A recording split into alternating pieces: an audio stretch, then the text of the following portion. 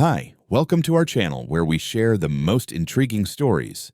At 22, Kevin Blake inherited a sprawling ranch and a war he never asked for. When a powerful HOA president sets her sights on claiming his land, Kevin must fight back against lies, threats, and sabotage to defend his home, his legacy, and his future.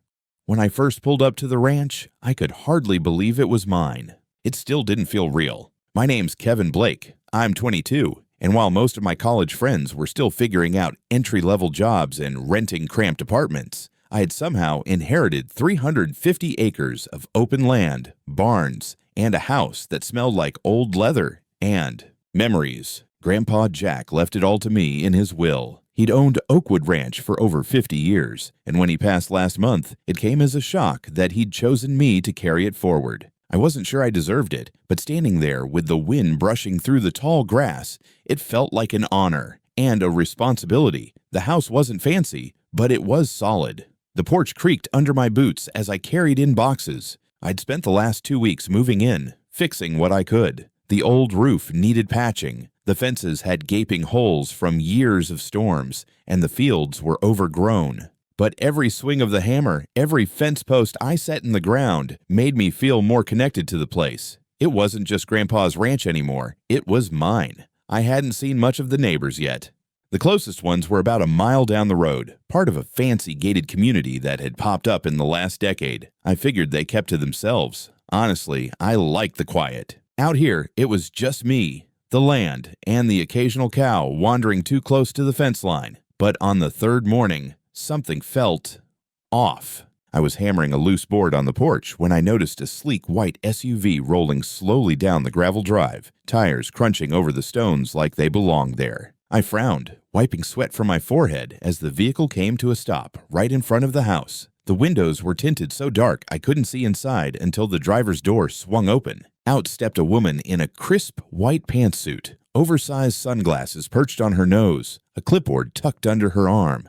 She looked like she'd walked out of a real estate brochure for executive living. I didn't even have time to say hello before she was marching toward me, high heels clicking against the stones. "Excuse me," she called out sharply, lips pursed. "Who exactly are you?" I lowered my hammer. "I'm Kevin. I own the ranch." She laughed, a sharp, dismissive sound. "You own this?" She gestured broadly at the fields, the barn, the house behind me. "How old are you, 16? I felt my jaw tighten. "I'm 22. I inherited this ranch from my grandfather, got the deed and everything." She shook her head, stepping closer.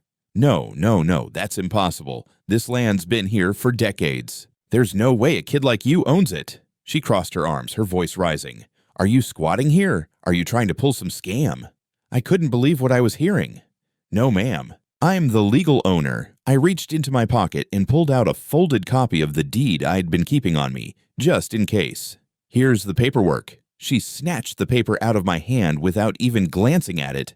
"Oh, please. These look fake. I'm going to have to call the police. You need to leave before you get into real trouble." I raised my hands in disbelief. "Call whoever you want. I'm not going anywhere." Without another word, she spun on her heel, pulling out her phone as she stomped back to her SUV. I watched her pacing in circles, barking into the receiver like some sort of executive general. Standing there on the porch, I realized this wasn't going to be the peaceful, fresh start I'd imagined. It didn't take long for the police to show up. Maybe 15 minutes after the woman, Karen, as I'd later learn, stormed off to her car, I heard the rumble of a patrol cruiser coming up the gravel drive. I watched from the porch as it pulled in, dust swirling around the tires. 2 officers stepped out, one middle-aged, the other younger, both looking mildly annoyed like they'd been called for something they already suspected wasn't worth their time. Karen practically flew out of her SUV, waving her arms dramatically as she rushed toward them.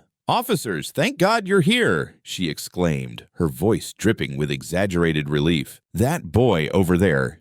She pointed straight at me like I was some kind of fugitive. "He's illegally occupying this property. He claims he owns it, but he's lying. I've been the HOA president here for over a decade. I know everyone in this area. He's not supposed to be here." I stayed calm, resting my hands on my hips as the older officer approached. "Sir, can I talk to you for a minute?" he asked, voice professional but tired. "Of course," I said, stepping down from the porch. Look, I understand this looks a little weird. I know I don't look like your typical ranch owner, but I inherited this property from my grandfather. I've got all the paperwork right here. I pulled the deed and Grandpa's will from my back pocket, handing them over. The officer took the documents and flipped through them carefully. Got any ID?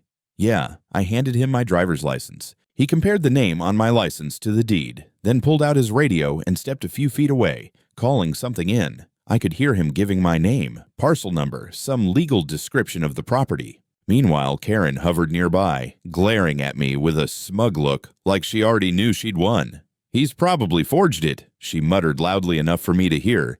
These scammers think we're stupid. Probably printed those off some website. The younger officer walked over to Karen. "Ma'am, please let us handle this," he said, trying to calm her down as she kept pacing, arms crossed tightly over her chest. After a few minutes, the older officer came back. "Well," he said, handing me back my documents, "everything checks out. The will's been filed, the deed's legitimate, and the county records confirm Mr. Blake here is the owner of this property." Karen's face twisted in disbelief. "No, that can't be right. Check again. There's no way that boy owns this land. He looks like he should be delivering pizza, not running a ranch." The officer gave her a firm look. "Ma'am, the records are clear. He's the rightful owner. There's nothing illegal going on here." Karen's hands balled into fists. "I'll call the sheriff. I know the sheriff personally. I'll take this to the county board. You'll all see." The officer sighed. "You're free to contact whoever you like, ma'am, but unless you have a court order or proof of wrongdoing, you're trespassing on private property right now. I'm going to have to ask you to leave." "I'm not trespassing." "This is HOA jurisdiction," she snapped. "No, ma'am, this land isn't part of your HOA. It's an independent parcel. You need to leave." Karen stood there for a moment, seething, her face turning redder by the second. Finally, with an angry huff, she spun around and stormed back to her SUV, slamming the door so hard I thought the window might crack. She stayed there, engine idling, still talking furiously on her phone as the officers gave me a small nod and returned to their cruiser. I watched as they drove away, leaving a trail of dust behind. Karen stayed parked for a few more minutes before finally pulling out, tires spinning slightly as she sped back down the road toward the gated community. I let out a long breath I hadn't realized I'd been holding. The sun was starting to set over the fields, casting a warm orange glow over the barn. I thought that maybe, just maybe, that was the end of it. I was wrong. I thought the worst had passed after the cops left. For a couple of days, things were quiet. I spent my time fixing up the south fence line, hauling old junk out of the barn, and finally managing to unclog the stubborn well pump. It felt good, working the land, getting my hands dirty, seeing small victories pile up. But peace doesn't last long when you've got a neighbor like Karen. On the third morning, I drove back from town after picking up supplies, fencing nails, wood planks, a few sacks of feed. As I turned onto the long gravel drive leading up to the house, something immediately felt off. There was a big, unfamiliar sign planted right next to my gate, bold letters standing tall against the sky. "Welcome to Oakwood Ranch Community. Members only. Private road." I slammed the brakes, staring at it. My gate was wide open. And standing right under the sign, arms crossed like a victorious queen, was Karen, flanked by 3 people I'd never seen before. 2 middle-aged men in polos and a woman wearing oversized sunglasses and clutching a Starbucks cup. Beside them stood a bulky guy in a security uniform, leaning against a white pickup truck with Oakwood Show Security printed on the side in cheap vinyl letters. I stepped out of my truck slowly, trying to process what I was looking at. "What the hell is this?" I asked, gesturing at the sign. Karen took a step forward, her smile smug and rehearsed. "Mr. Blake, as of this morning, your property has been officially incorporated into Oakwood Ranch Community Association. Welcome to the neighborhood." I blinked. "What? That's not possible. I never agreed to join anything." She pulled out a folded packet of papers from her purse and waved them theatrically. "The board voted last night to expand the HOA boundaries to include your parcel. As per our new bylaws, all incorporated properties are subject to association fees and regulations." I frowned. That can't be legal. You can't just vote to include private land without the owner's consent. "Oh, but we can," Karen replied sweetly. "It's all in the charter." She nodded toward the security guy, who stepped forward, handing me a sealed envelope. "You've been served official notice of membership. There's a $75,000 initiation fee and a $2,000 monthly maintenance assessment due by the end of the month." I stared at the envelope in disbelief. You're kidding. Not at all, Karen said, her grin widening.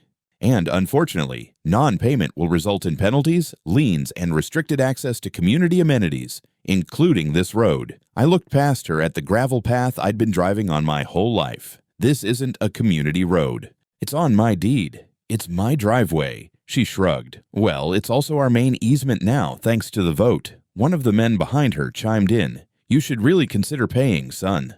It's for the good of the community. I felt my pulse rising. I don't care what you voted on. This land isn't part of your HOA. I never signed anything. I never agreed to be a member, and I'm sure as hell not paying $75,000 for something I didn't ask for. Karen's smile tightened. Then I'm afraid we'll have to proceed with enforcement actions. You'll be hearing from our legal department. I exhaled sharply, shaking my head.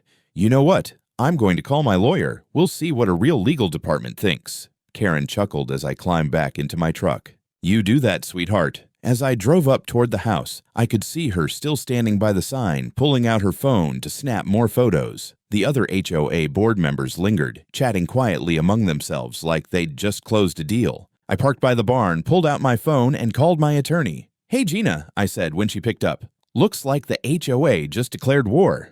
The next morning, I woke up early, ready to tackle a long list of chores. But as I walked out onto the porch, coffee mug in hand, I froze. My gate, the same gate that had stood open since I arrived, was now chained shut with a thick metal chain and a shiny new padlock. Hanging from the chain was a bright red sign. HOA access only. Closed until payment is received. I set down my coffee slowly, feeling a sinking weight settle in my chest. My truck was parked on the other side of the gate, trapped outside. For a moment, I just stood there, staring, wondering if I was still dreaming. Then I spotted the same bulky security guy from yesterday, leaning against the white pickup with the fake HOA security lettering, arms crossed like he was guarding Fort Knox.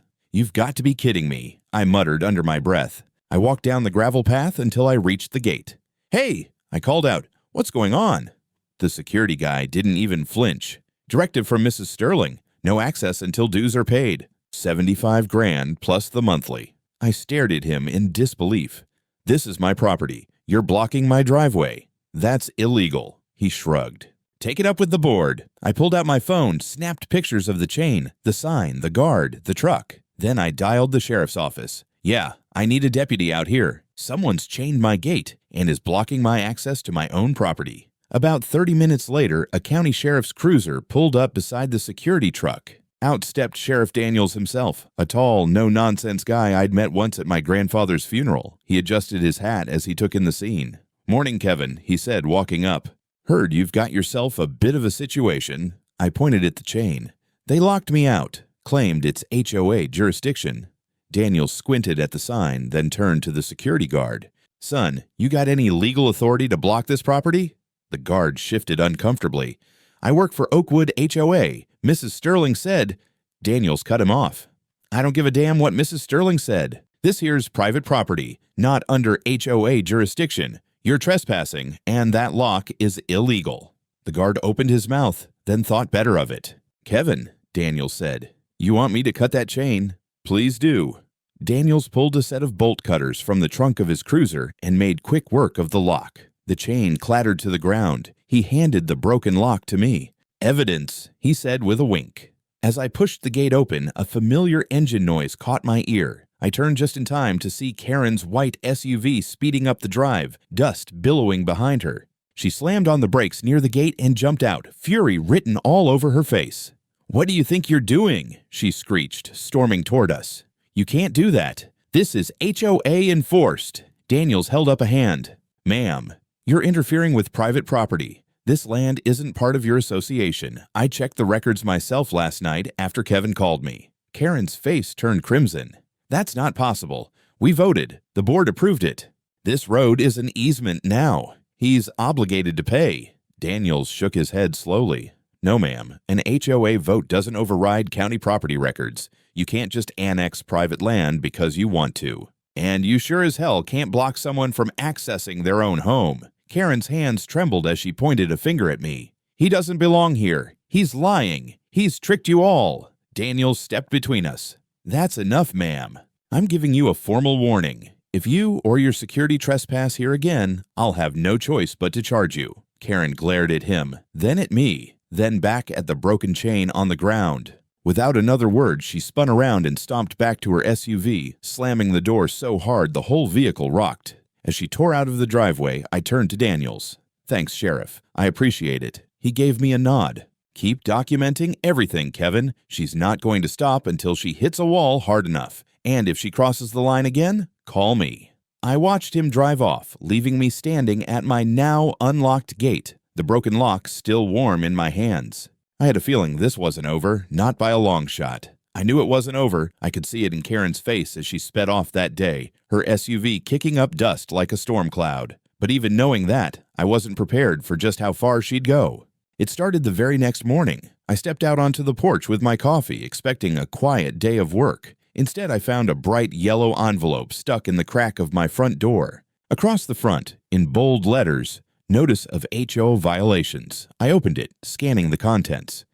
"Dear member, you are hereby fined for the following violations: unauthorized fencing materials, $500, non-compliant barn color, $750, improper vehicle storage, $250, total due within 14 days, once over $500. I almost laughed. Almost. But the absurdity of it wore off quick. They were fabricating violations out of thin air. The fence? It had been here for decades. The barn? Same faded red it had always been. Improper vehicle storage apparently referred to my old pickup parked by the shed. I shoved the notice in my pocket, deciding to call Gina later, but the hits kept coming. By noon, another envelope appeared in my mailbox. Another violation. This one claimed my tractor was visible from the road, earning me a $300 fine. A neighbor I'd never met left a voicemail on my phone scolding me for bringing down property values. And then the flyers appeared. I found one taped to my gate, another shoved under my windshield wiper. They read, "Warning, unsafe property. Unauthorized occupant living illegally on Oakwood Ranch. Report sightings to HOA." I stood at the gate, reading it twice, stunned. They were trying to make me look like some criminal squatter. I ripped the flyer down and scanned the road. A couple of cars were creeping by slowly, their drivers snapping photos with their phones before speeding off. Later that day, I drove into town for supplies. At the feed store, the cashier gave me a wary glance. "Heard you've been having some trouble with the HOA folks," he said cautiously. I sighed. "You could say that." He nodded. "Karen's been talking. Claims you're trying to cheat the system, told people you're refusing to pay dues like everyone else." I clenched my jaw. "My land's not part of their HOA. Never was." "Yeah," he said, lowering his voice. "Not everyone's buying her story. But some are." By the time I got home, there was another envelope waiting, this one stamped urgent. Inside was a letter threatening a lien on my property if I didn't pay the outstanding fines. It was laughable, except it wasn't funny anymore. They were trying to create a paper trail, trying to intimidate me into paying for something I never agreed to. That night, as I sat at the kitchen table flipping through the stack of notices, my phone buzzed. A neighbor I hadn't met yet texted, "Hey, thought you should know. Karen and some HOA folks are holding a meeting by your gate. They've set up a folding table and chairs. Looks like they're talking to anyone who drives by."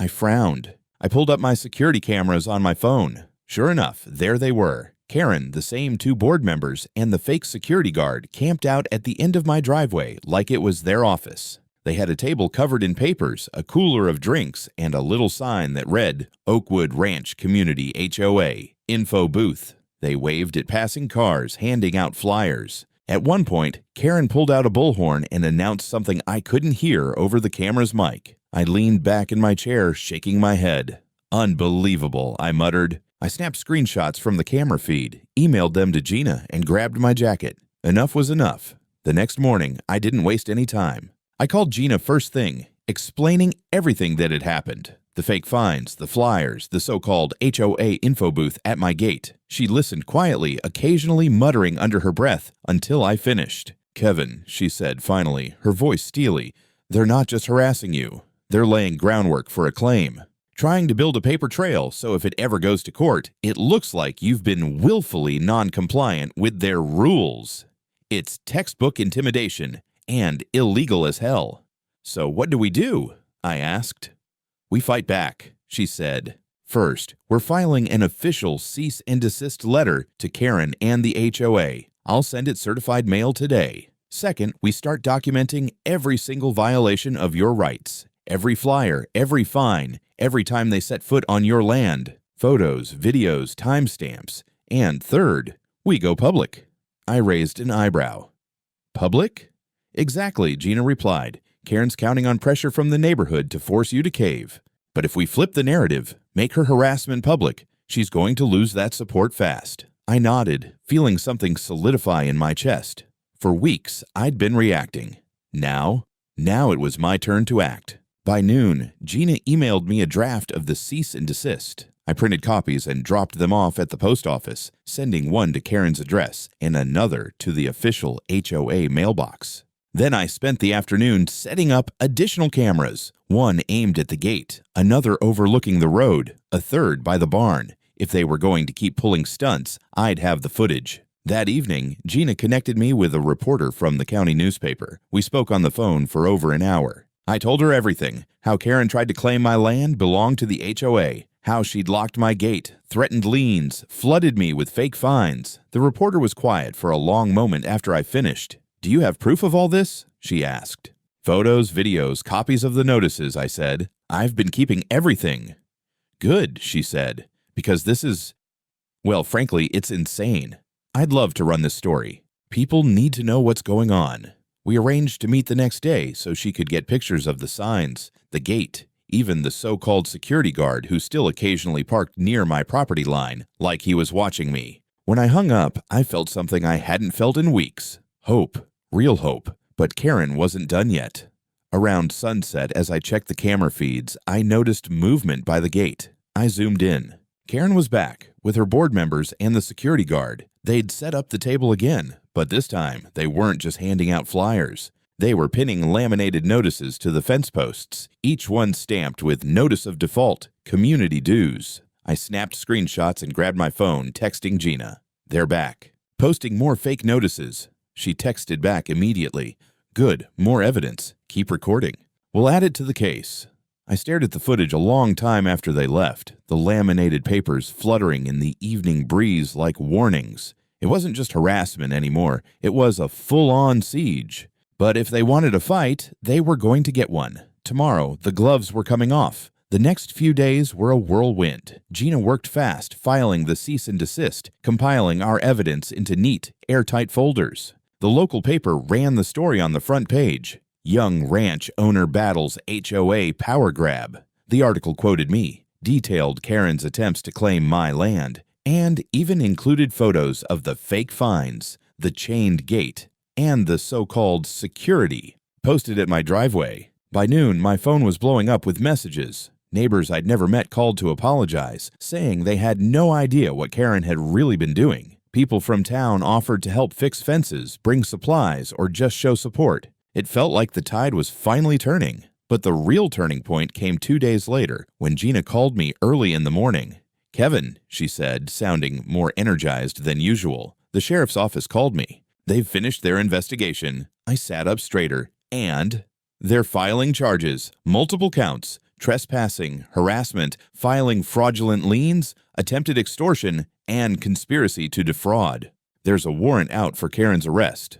I blinked. You're serious? As a heart attack, Gina replied. They're picking her up today.